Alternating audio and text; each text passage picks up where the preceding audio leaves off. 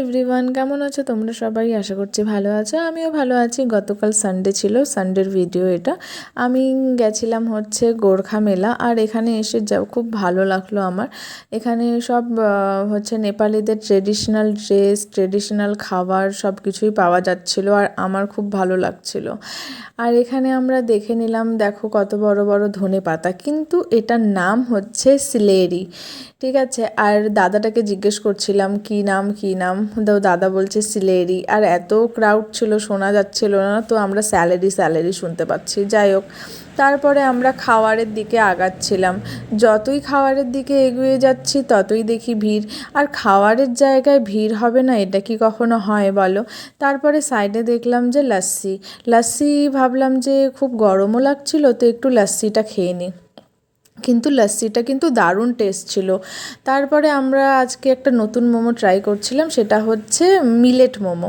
দেখো মোমোটা কত সুন্দর। অন্যান্য মোমো তো আমরা খাই, কিন্তু এই মোমোটা প্রথমবার ট্রাই করেছিলাম।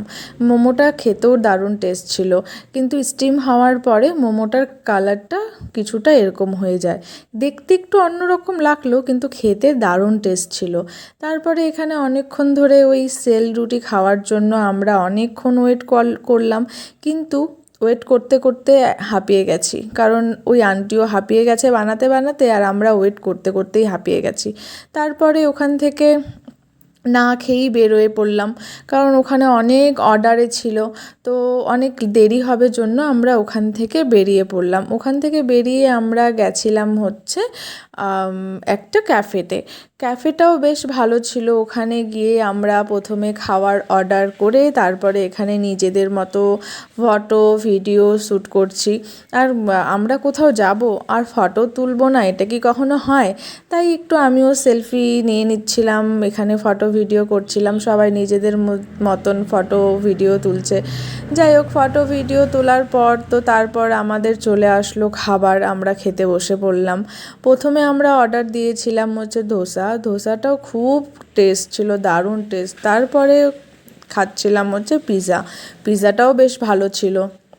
আর পিৎজা খেতে খেতে আমাদের শুরু হয়ে গেল গল্প তো আর শেষ হওয়ার নামই নিচ্ছে না। তো আমরা এখানে গল্প করতে করতে আমাদের খাওয়াটাও কমপ্লিট হয়ে গেছে প্রায়। তারপর তো চলে আসলাম পার্লারে এসে আমি অভিষেককে বলছিলাম যে দেখো, আজ মেট্রোতে হচ্ছে 50% অফ দিচ্ছিলো, তো তাই আমি জুতা কিনে নিয়ে এসেছি। তো 50% অফ ছাড়া যায় বলো? তার জন্য এখানে 3টে আমি জুতো কিনে নিয়েছি লোভ সামলাতে না পেরে। তো এখানে আমি এই ব্ল্যাক কালারের হিলসটা কিনেছি, আর এখানে ডিস্টার্ব করছিলো আমাকে, ভিডিও বানাতে দিবে না জন্য, দেখো খুব বাজি।